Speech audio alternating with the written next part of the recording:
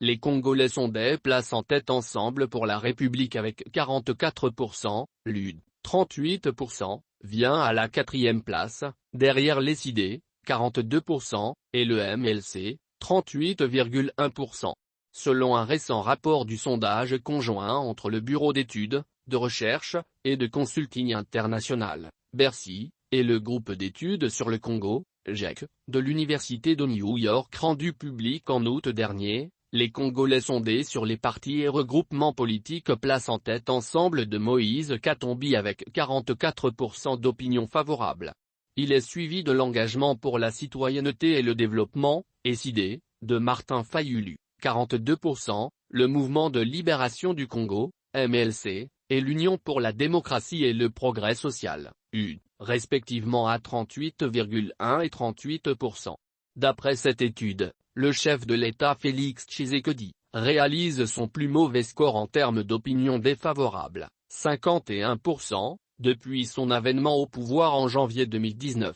Mais ce score comparé avec celui obtenu en décembre 2021, le chef de l'État engrange 11 points de plus.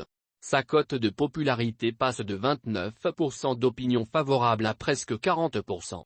Malgré cela, sa cote reste tout de même en deçà de ses 63% de mars 2019.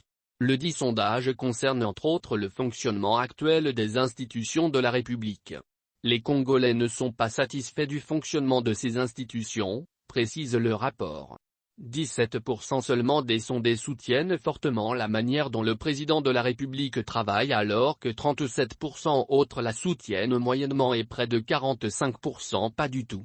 Aujourd'hui, 54% des répondants souhaitent que le prochain président se comporte beaucoup plus comme un chef d'État qui arbitre et fixe les orientations plutôt que comme un chef de gouvernement très présent dans la politique intérieure, 46%. Le fonctionnement actuel des institutions de la République ne satisfait pas les Congolais.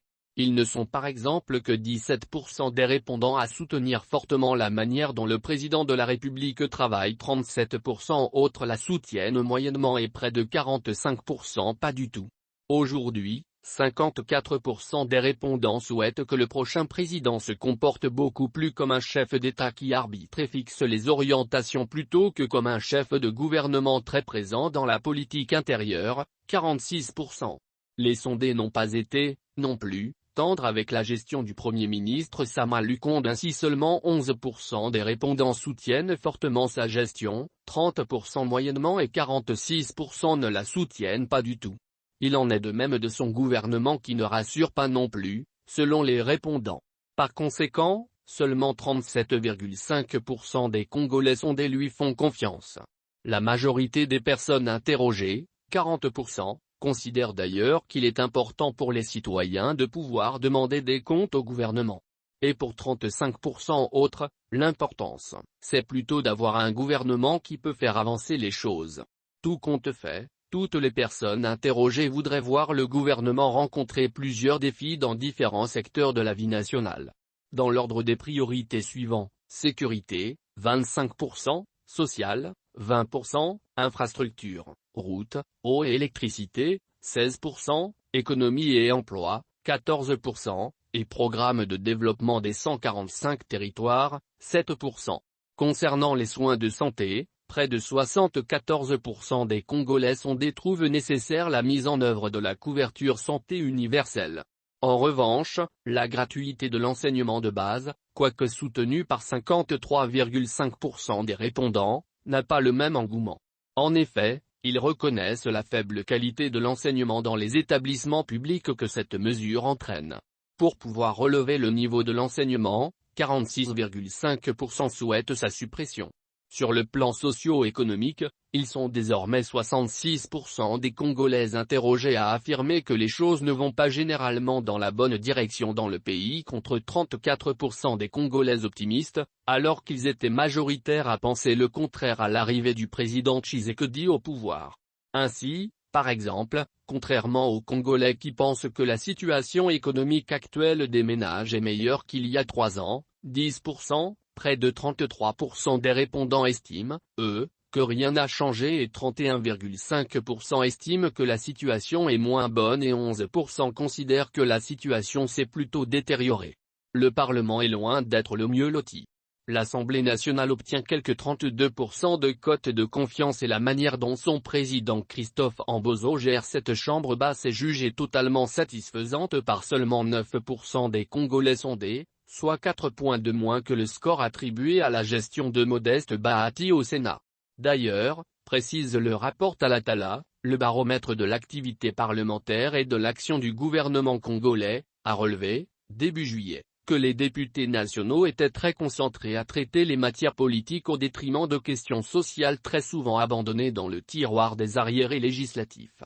À tout prendre, la majorité des Congolais sondés mettent en cause toutes les institutions de la République sur l'absence d'informations disponibles concernant leur action.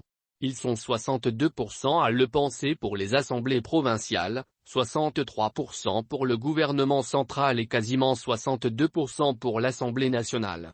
À titre illustratif, pour ce dernier cas, en dépit des efforts de Talatala pour documenter le sens de vote des députés nationaux, les chiffres officiels sur le vote et la présence des députés aux plénières demeurent inaccessibles. La lutte contre la corruption est jugée non satisfaite par les sondés. Au moins 4 personnes interrogées sur 10 estiment que les principales institutions du pays ou leurs animateurs sont très corrompus. Gouvernement national, 41%, députés provinciaux, 42,2%, parlementaires nationaux, 45,6%, tribunaux 45,7%. Chargés d'assurer la sécurité de la population et de leurs biens, la police nationale congolaise, PNC, trône en tête des institutions les plus corrompues pour 48% des répondants. En d'autres termes, les institutions chargées de rédiger les lois au niveau national et provincial et celles chargées de faire respecter la loi sont perçues comme étant parmi les 5 institutions les plus corrompues, révèle le rapport du sondage. La cote de popularité de la Commission électorale nationale indépendante, CENI, est au plus bas.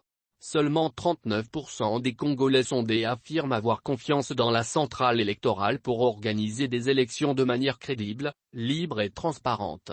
Aujourd'hui, Denis Kadima, le nouveau président de la CENI, est plus impopulaire avec plus de 42% d'opinions défavorables que son prédécesseur Corneille Nangaa, 38%, en 2016. Les Congolais sondés se sont également exprimés sur les partis et regroupements politiques.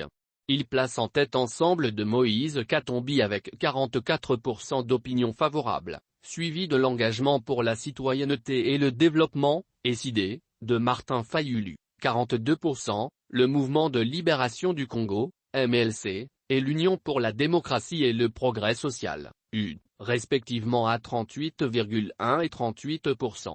Le présent sondage a été réalisé du 25 février au 7 juin 2022 auprès de 5512 personnes âgées de 18 ans et plus. Il a concerné 493 sites d'enquête répartis dans les 26 provinces du pays. C'est la deuxième enquête d'opinion nationale menée conjointement entre le Bureau d'études, de recherche, et de consulting international, Bercy, et le groupe d'études sur le Congo, GEC, de l'Université de New York. Une première en association avec Ebuteli, partenaire de recherche du GEC en RDC.